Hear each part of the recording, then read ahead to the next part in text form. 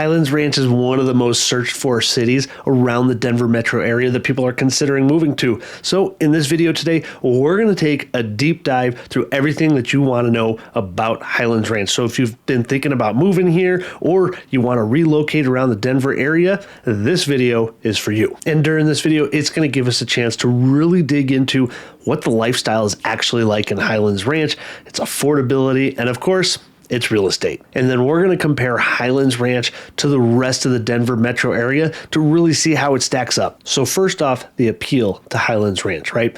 This really wasn't developed as a city until I believe about the 80s or so. And so this community here, which has been growing rapidly as it's on the southernmost edge of Denver. So you have land that you can continue to build south, right?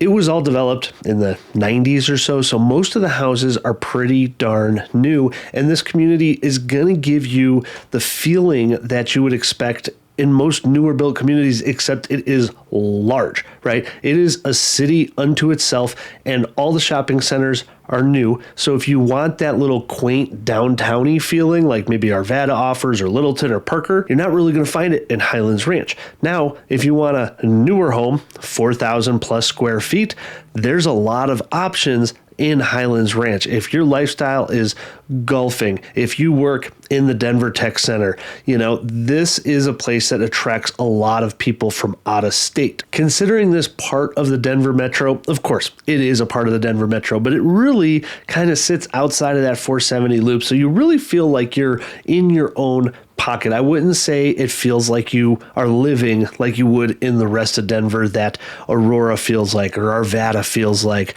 or north of there, North Glen and Thornton. Like, it does feel like its own pocket of different style houses. The streets are different. They're all kind of curvy. It's not built in this grid pattern that most of Denver, of course, is going to be built in. So if you're looking to move here or you already live here and your priorities are things like newer house, larger square footage, close to hiking, gosh, right just south of Highlands Ranch, it got you covered. If you want to be close to Chatfield Reservoir, just to your west, it got you covered.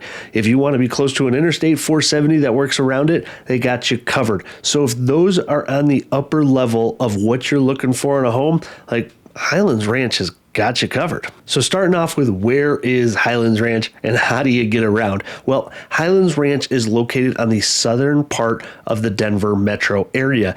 And just north of it, you have the Highway 470 that's going to loop all the way around the city. So ease of access is great. Now remember, going east on 470 towards I-25, I-25 is the cutoff before it turns into E-470, which is the toll road, which will get you all the way around up to DIA though. And then you can see the 470 loop goes over to the west and goes north to Boulder, but then you can see the 470 loop as you go west, goes west towards Golden and I-70. So if you're looking up to head to the high country, that's one way to access it, but you can also access it from 285, which is more in the Ken Carl area, to go kind of south towards Fairplay. Now, if you're looking to go hiking and you want to get over to the foothills, you're looking at about a 23-minute drive to get over to Deer Creek Canyon Trail. And to get over to Chatfield State Park, which is a huge reservoir with tons of paddleboarding and fishing, that's just going to take you about 15 minutes, even with traffic. And if you got to commute into DTC, you're looking at about a 20-minute drive, not that big of a deal. And then to get to downtown Denver, you're looking at about a 37-minute drive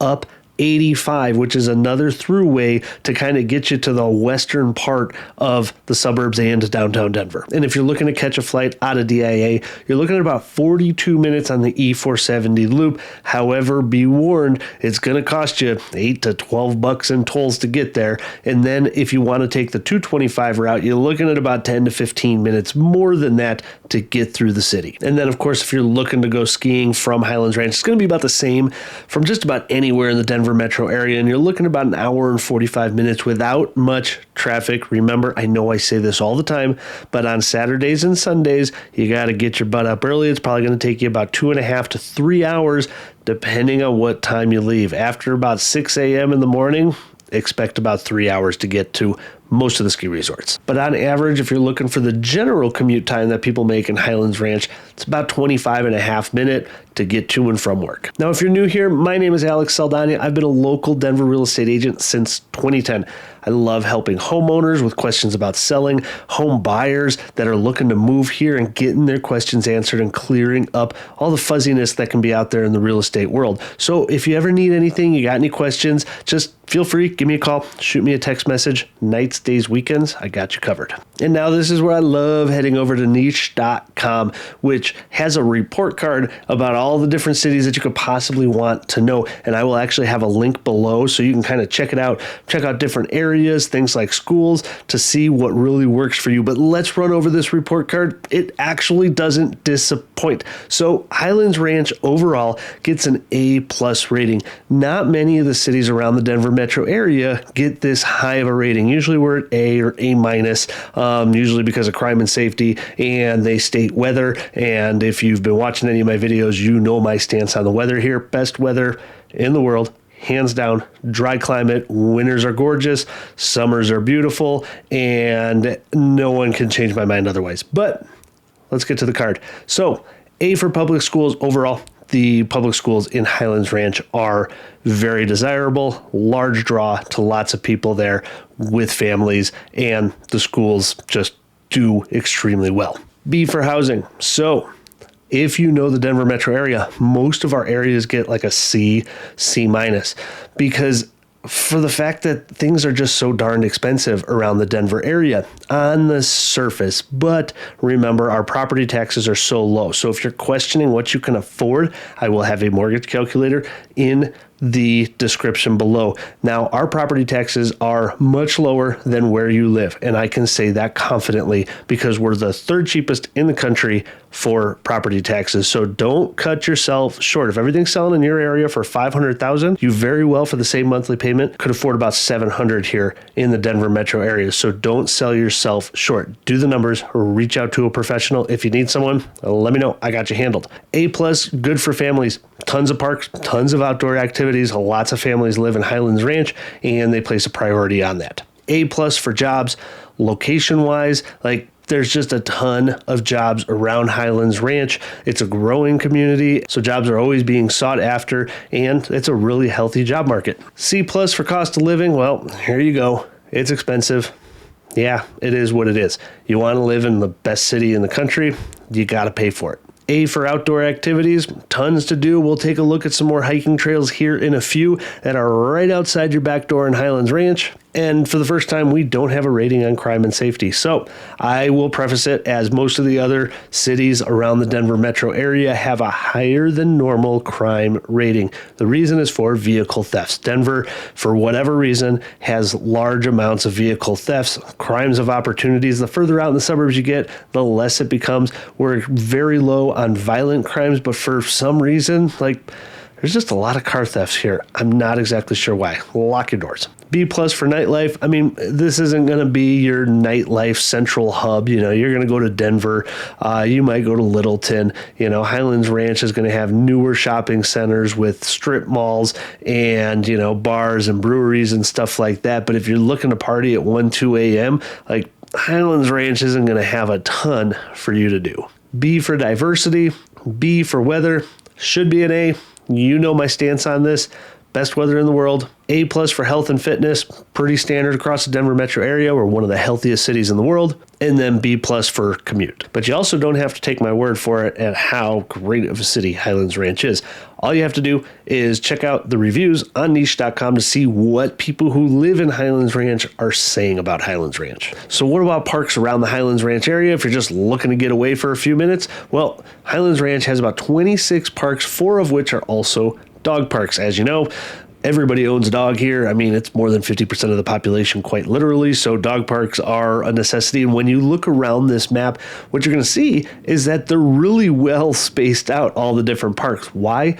Because it was a newer built city. So they were able to plan for people's current needs versus trying to smack a park somewhere just because you have to. Now, something that map doesn't show is just south of Highlands Ranch. If you are a mountain biker, a hiker, a trail runner, you're going to want to check out Highlands Point's trail system. It is enormous. Miles and miles and miles of trails that connect actually to several of the neighborhoods on the southern end of Highlands Ranch. And you could come here quite literally every single weekend, take a different route, and never have to double back on yourself. The system is that big and protected. It is absolutely amazing. So now, how about the schools in Highlands Ranch? Well, as we said earlier, they are rated really high. And let's be fair, whether you buy here or whether you're going to rent, the school system does affect the quality of life. Now, if we head over back to niche.com, we can see that the overall rating for Douglas County School District is an A-.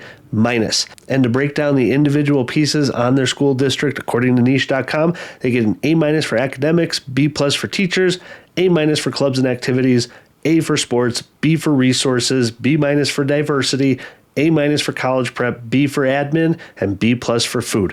Overall, it's just a great school district, and the student to teacher ratio is about 18-1. So now, how about their real estate? That's what you all really want to know. Well, let's take a high-level overview of where Highlands Ranch was and where we are today. So we can see here that 10 years ago, as of 2014, the median sales price in Highlands Ranch was $330,000. Now, fast forward to today in 2024, the median sales price is $660,000. It has doubled, which is pretty common for the whole Denver metro area. I'd say it's probably on par with everybody else. So now, how does that median price, a $660,000, actually stack up to the rest of the Denver metro area? Is it way higher? Is it out of whack? Is it way lower? Well, let's go ahead and take a look. So comparing it to Denver, today is at $599,000 is the median sales price. Going over to Parker, Colorado, they're at about $672,000 for their median sales price. Arvada is about $642,000 for their median sales price. Aurora sitting at $489,000 for their median sales price. And then heading up to Boulder at an astounding $970,000 for their median sales price. So you can see we're kind of in line with other attractive areas in the Denver area. Not as inexpensive as Aurora would be, but definitely not as expensive as what you're going to find in Boulder.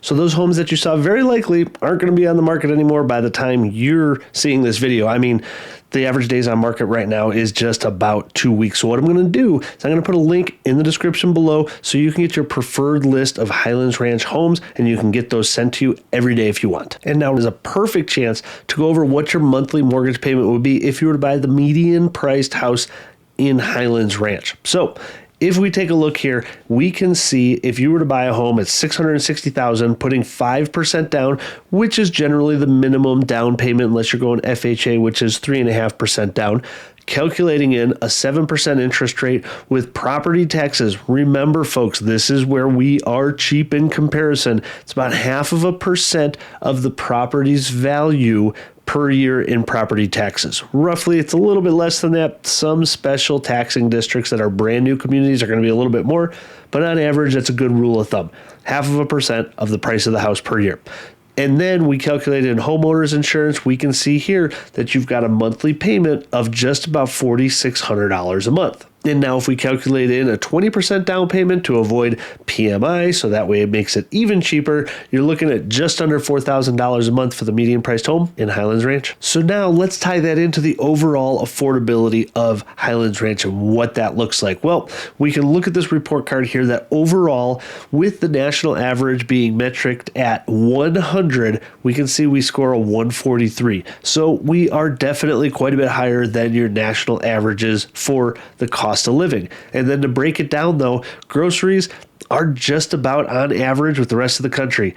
Healthcare is quite a bit lower than the rest of the country. We scored an 83 out of 100 where the rest of the country would be at. So we live healthy. Housing, 227, so more than double the national average for housing expenses. Not super surprised there. Utilities, we're actually under the national average by about 94%, so we're paying 6% less than most places in the country. Transportation, 115, so a little bit more. I mean, our public transportation system here isn't great. So vehicles on average and insurance there, our costs are going to be a little bit higher. And then just miscellaneous, don't know what that really entails, but we rank 156, so quite a bit more than the rest of the country. And now if this video is up your alley for exactly what you want to know about the different cities surrounding the entire Denver metro area, you're going to want to watch this playlist. I break down every city just like this one, total informational videos to help you make the best decisions for you and your family. But if you ever need anything, feel free again, call, text, email me, throw up a smoke signal. I'll help the best way that I can.